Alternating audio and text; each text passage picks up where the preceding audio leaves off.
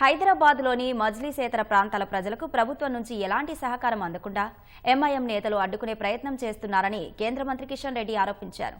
నాంపల్లి నియోజకవర్గంలో పలు అభివృద్ధి పనులను ప్రారంభించిన కిషన్ రెడ్డి ఆ ప్రాంతంలో ఎమ్మెల్యేలుగా, కార్పొరేటర్లుగా మజ్లిస్ పార్టీ నేతలు ఏళ్ల తరబడి నేతృత్వం వహిస్తున్నారని గుర్తు చేశారు.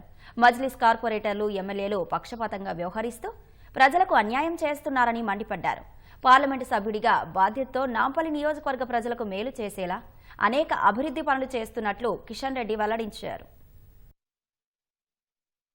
నాంపల్లి అసెంబ్లీ కాన్స్టిట్యున్సీలో గత అనేక సంవత్సరాలుగా ఇక్కడ శాసనసభ్యులుగా కానీ, కార్పొరేటర్స్గా కానీ మజ్లిస్ పార్టీ నేతృత్వం వహిస్తుంది. మజ్లిసేతర ప్రాంతాలలో వాళ్లకు ఓట్లు రానటువంటి ప్రాంతాలలో ఏ రకంగా ప్రభుత్వం నుంచి సహకారం రాకుండా అడ్డుకుంటారు. కనీసము డ్రైనేజ్ పనులు కానీ ఇతరత్ర ఏమి రాకుండా వాళ్ళు అడ్డుకునేటువంటి ప్రయత్నం చేస్తారు. ఒక ప్రజాప్రతినిధులుగా నిష్పక్షపాతంగా అన్ని ప్రాంతాల అభివృద్ధికి కృషి చేయాల్సినటువంటి కార్పొరేటర్స్, ఎమ్మెల్యేలు నిర్లక్ష్యంగా వ్యవహరిస్తూ, పక్షపాతంతో వ్యవహరిస్తూ ఇక్కడ ఉండేటువంటి ప్రజలకు అన్యాయం చేస్తారు.